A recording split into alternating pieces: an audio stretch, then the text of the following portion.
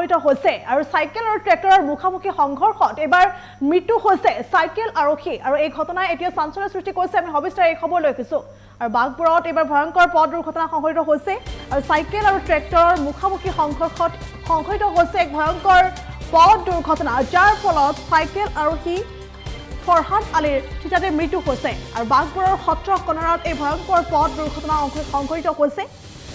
আৰু ভয়ংকৰ পথ দুৰ্ঘটনা সংঘটিত হৈছে বৰপেটা জিলাৰ নৱগঠিত মন্দিয়া সমষ্টিৰ অন্তৰ্গত সত্ৰ কণাৰত ৰাতিপুৱাৰ ভাগতে এই ভয়ংকৰ পথ দুৰ্ঘটনা সংঘটিত হৈছে। চাইকেল আৰু ট্ৰেক্টৰৰ লগত মুখামুখি সংঘৰ্ষত আচলতে সংঘটিত হৈছে এই ভয়ংকৰ পথ দুৰ্ঘটনাটো আৰু লগতে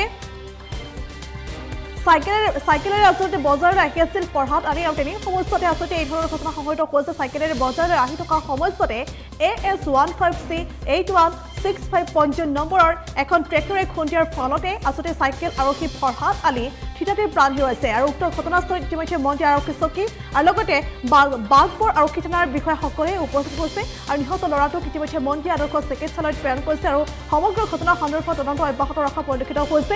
আৰু আনফালে বাঘবোৰত এই ঘটনাই এতিয়া শোকাকুল পৰিৱেশৰ সৃষ্টি কৰিছে। শোকাকুল পৰিৱেশে এতিয়া বিৰাজ কৰিছে পৰিয়ালৰ বৰ্গৰ লগতে এতিয়া ৰাইজে উক্ত ঘটনাৰ তীব্ৰ গৰিহণা দিছে। তীব্ৰ গৰিহণা দিয়াৰ লগতে উচিত তদন্ত বিচাৰিছে, দোষীৰ উচিত তদন্ত বিচাৰিছে, শাস্তি বিচাৰিছে। বিভাগীয় কৰ্তৃপক্ষক এতিয়া অনুৰোধ জনাইছে দোষীক শাস্তি দিবলৈ এতিয়া বিভাগীয় কৰ্তৃপক্ষক এইদৰে এতিয়া স্থানীয় ৰাইজৰ লগতে পৰিয়ালবৰ্গই এইদৰে এতিয়া বিভাগীয় কৰ্তৃপক্ষক অনুৰোধ জনাইছে আৰু এই ভয়ংকৰ ঘটনা সংঘটিত হৈছে আৰু ৰাতিপুৱাৰ ভাগতে এই ভয়ংকৰ ঘটনাই এতিয়া বাঘবৰ জোকাৰি গৈছে। বাঘবোৰৰ সত্ৰ কণাৰত এই ভয়ংকৰ পথ দুৰ্ঘটনা সংঘটিত হৈছে আৰু থিতাতে নিহত হৈছে চাইকেল আৰক্ষী ফৰহাদ আলী। থিতাতে ইতিমধ্যে নিহত হৈছে বুলিও জানিব পৰা গৈছে। পুনৰলৈ কৈছোঁ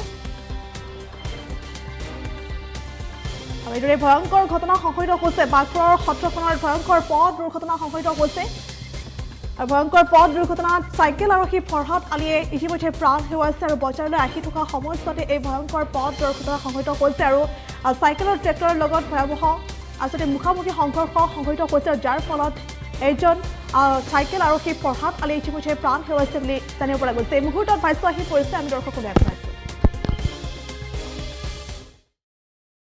সত্ৰকুণ্ড বজাৰত মেইন ৰাস্তাতে গাখীৰ বজাৰত আজি বিৰাট শোকাব দুৰ্ঘটনা হৈ এজন ল'ৰা মোটামুটি বয়স 12 বছৰ হ'ব ট্ৰেক্টৰেৰে খুন্দাই ল'ৰাজনক নিহত কৰে। আমি ঘটনাৰ খবৰ লৈ আমি সত্ৰকুণ্ড বজাৰত উপস্থিত হওঁ। ইয়াতে মোটামুটি 1000ৰ অধিক মানুহ গেদাৰিং হৈছে। আমি ট্ৰেক্টৰবিলাকে ইয়াতে যে ট্ৰেক্টৰ JCBৰ মালিকবিলাকে যে ট্ৰেক্টৰ চলায়, আমি বহুদিন আগৰে পৰাই কৈ আছোঁ যে আপোনালোকে ট্ৰেক্টৰ চলাওক, কিন্তু মেইন ৰাস্তাতে এই সত্ৰকুণ্ড বজাৰৰ ওপৰত ইফালে ওচৰতে আমাৰ কলেজ সত্ৰকুণ্ড চাচৰা হাইস্কুল আছে, যে ছাত্ৰ ছাত্ৰীবিলাকৰ নিৰাপত্তা ৰক্ষা কৰি আপোনালোকে গাড়ী চলাওক। আজি ৰাতিপুৱা আমি 6টা বজাৰ পৰা আমি ট্ৰেক্টৰৰ শব্দ পাই আছোঁ। তেওঁলোকে JCBৰ চেটেদি যি মাটি কাটি ইয়াতে এইবিলাক বিৰাট অবৈধ খনন কাৰ্য এতিয়াও মানে আমাৰ সত্ৰকুণ্ড বজাৰৰ দক্ষিণ ফালে ব্ৰহ্মপুত্ৰ নদীৰ কাষতে এতিয়াও খনন কাৰ্য চলাই আছে।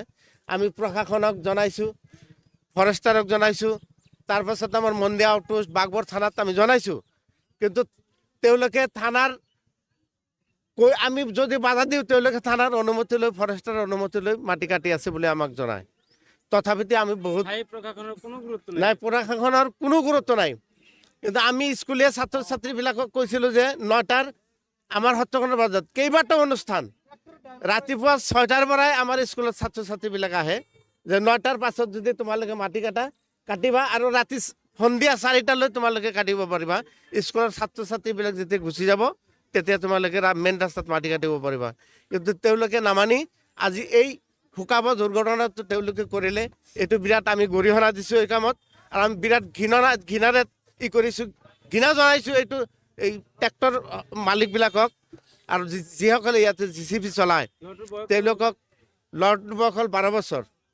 আমাৰ লাষ্টত আমি জানিবলৈ পালোঁ আমাৰ এই চাচৰা গাঁৱৰে মোৰে সম্পৰ্কীয় মানুহ, মোৰ চাচাতো ভাই আমাৰ এই যে নেৱাজৰ ডাঙৰ ল'ৰাজন তেওঁলোকে খুন্দি এনেকৈ নিহত কৰিছে।